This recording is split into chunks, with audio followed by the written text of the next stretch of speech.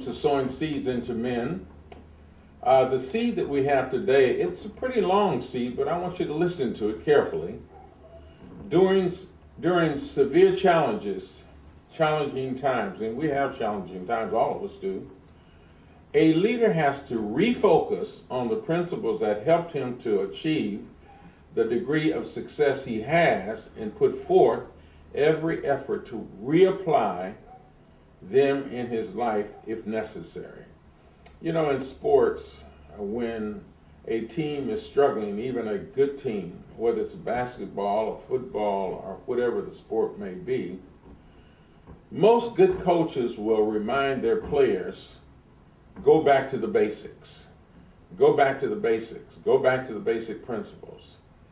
And we have to do that in life. A lot of times, stress, challenging times can throw us off from the basics, and we will begin to flail like a boxer that's maybe getting hit too many times, and he becomes irritated, he becomes upset, and instead of him thinking about the principles of boxing, the principles of balance, the principles of leading with the left hand if he's a right-hander, the principles of keeping his head and body in a certain position, the principles of moving in a certain way as a boxer. Instead of him thinking about those principles, he'll start flailing and like a woman fighting or a cat fighting that's cornered up in a garage or something. And when you start flailing and forget the basic principles, that's when you're subject to getting put down or knocked out if you're a boxer. And so life is the same way. And we're all subject to doing it under pressure. When we're under pressure and having severe challenging times, sometimes we're so desperate to get out of that pressure until we'll just start doing whatever is necessary to accomplish the success of getting out of that situation. And in fact, we get ourselves deeper into it. One of the sports that I used to love, in fact, it was my first sport, was swimming. As a kid, I enjoyed swimming. In fact, I studied to be a junior lifeguard, and I used to water ski. And one thing about swimming, you have to learn how to relax your whole body, and that takes time, it takes technique. And I have a friend of mine, and he started swimming late in life, maybe at 50 years old. And we were out one time in Mexico fishing, and we were in the swimming pool at the hotel. And he was saying, Frank, he said, I notice when I'm swimming, sometimes I'll feel panicky.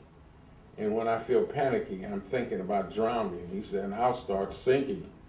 And he said, because I'm fighting to stay on top of the water. And he says, and while I'm fighting, I'm going down. I said, what happens, Tom? His name was Tom.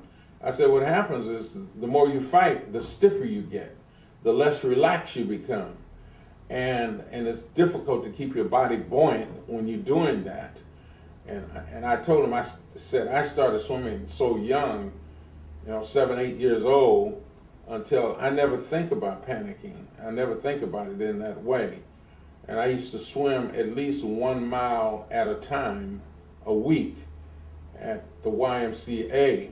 And I'd learned at that time how to relax and lay on top of the water without moving, and I wouldn't go under. But at that point, I was so accustomed to it, I could just relax. Well, that's what life is.